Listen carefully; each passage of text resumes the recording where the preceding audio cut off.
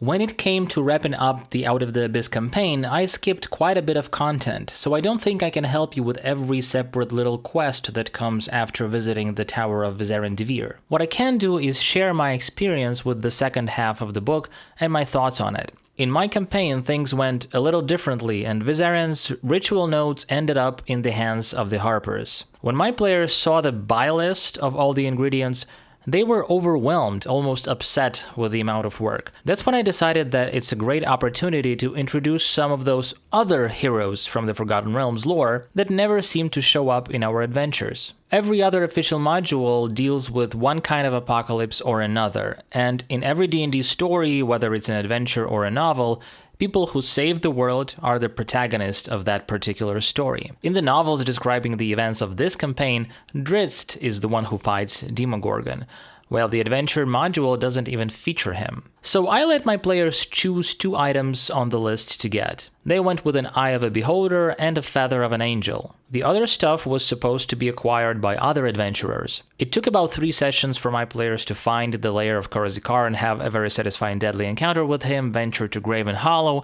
and locate the cavern with all those petrified angels, which, by the way, I had simply moved to the proximity of the library, which I encourage you to not be afraid to do if you find it convenient. In that cave, they were confronted by Vizarin-Devir, but defeated him, after which he escaped.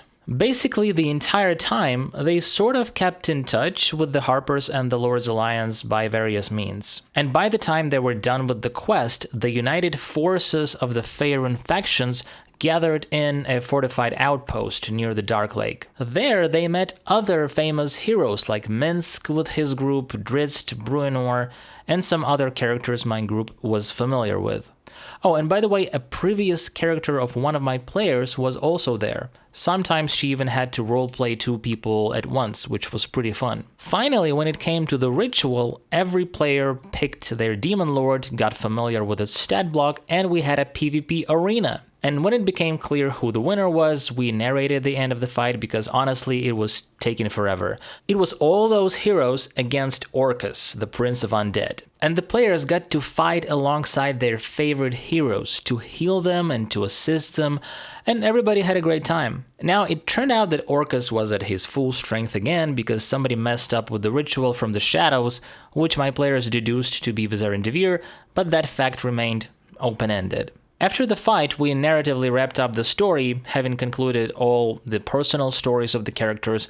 They returned to their tavern in Waterdeep, got promoted within the ranks of the Harpers, reunited with family and friends, and had a party, and honestly it was very emotional, and a lot of us felt like crying in a bittersweet way. As you can see, I've skipped a lot of Worm Writhings, a lot of Labyrinth, Menzoberranzan, and the Fetid Wedding. I did it because neither I nor my players felt like spending another 2 months in the Underdark, and that's okay. What I like to do with leftovers like this is to pull them out and use them as one-shots or small adventures. Now, if you want to discuss it in more details, you can always reach me out on Discord or tune in to my Twitch streams where I stream Baldur's Gate 3. I'm gonna be doing this every Tuesday and Thursday. You can find the schedule on my Twitch page. Also consider supporting me on Patreon. Thank you very much for watching. See you next time.